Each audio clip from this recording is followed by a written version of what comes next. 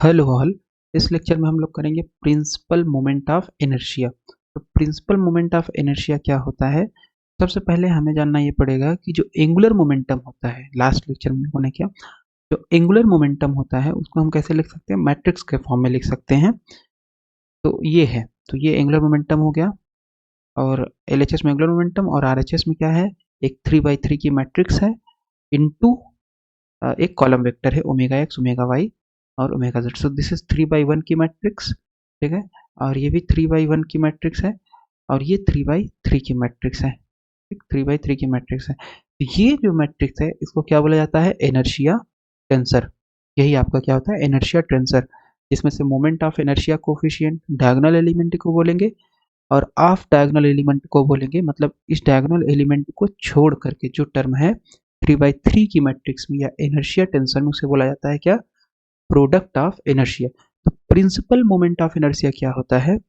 The set of axis for which the inertia tensor matrix has only diagonal component. इसका मतलब ये है कि अब क्योंकि मोमेंट ऑफ इनर्शिया एक्सिस के ऊपर डिपेंड करता है, किस एक्सिस के ऊपर रोटेशन हो रहा है, तो इसलिए अगर हम कोई एक ऐसा एक्सिस चूज करें जिसमें जो इनर्शिया टेंसर है उसमें केवल डायगोनल एलिमेंट बचे, यानी केवल आई एक्स एक्स बचे, आई वाई वाई बचे, आई जेड जेड बचे, बाकी ये भी जीरो हो जाए, ये भी जीरो हो जाए, ये भी जीरो, ये भी जीरो, ये भी, है ना। तो ऐसी एक्सिस को हम लोग बोलते हैं, क्या बोलेंगे? Principal axis. ऐसे को क्या बोलेंगे? प्रिंसिपल एक्सिस बोलेंगे। और जो डायगोनल एलिमेंट होंगे उनको बोलेंगे principal moments of inertia. The set of axes for which the inertia tensor matrix has only diagonal component and off diagonal elements are zero, known as principal axis, and diagonal elements are known as principal moment of inertia.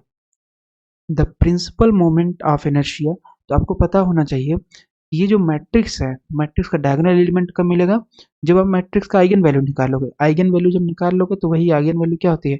Matrix का diagonal element, ठीक है। तो इसका मतलब ये है कि अगर आपके पास ये मैट्रिक्स मिल गई, सॉरी, तो यहाँ पे हमारे पास एक मैट्रिक्स मिली, हमने एक ऐसा एक्सिस चूज कर लिया कि हमारे पास केवल और केवल डायगोनल एलिमेंट है, ठीक है। केवल और केवल क्या है?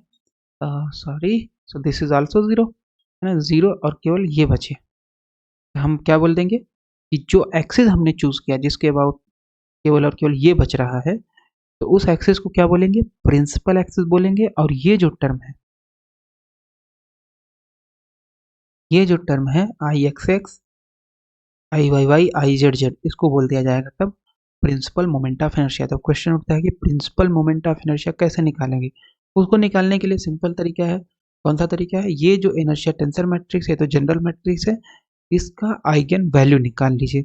इसका जब आइगन वैल्यू निकाल लेंगे तो आइगन वैल्यू मैट्रिक्स का कैसे निकलता है देख लेते हैं यहाँ पे, है ना। तो ये हमारे पास इनर्शिया टेंसर मैट्रिक्स है, ये इसमें से मान लेंगे कि इसका आइगन वैल्यू कितना है? आई है, तो माइनस आई करिए, माइनस आई, माइनस आई, और करके इसका डिटर्मिनेंट निकाल लीजिए। यानी इनर्शिया टेंसर मैट्रिक्स का आइगन वैल्यू बेसिकली निकालने के लिए क्या करेंगे, उसका ले लेंगे इनर्शिया टेंसर मैट्रिक्स और उसका डायगोनल में से आई को सब्ट्रैक्ट कर देंगे। और आइगन वैल्यू बहुत फेमस थिंग है, एवरीवन नोस कि कैसे निकाला जाता है, ठीक है।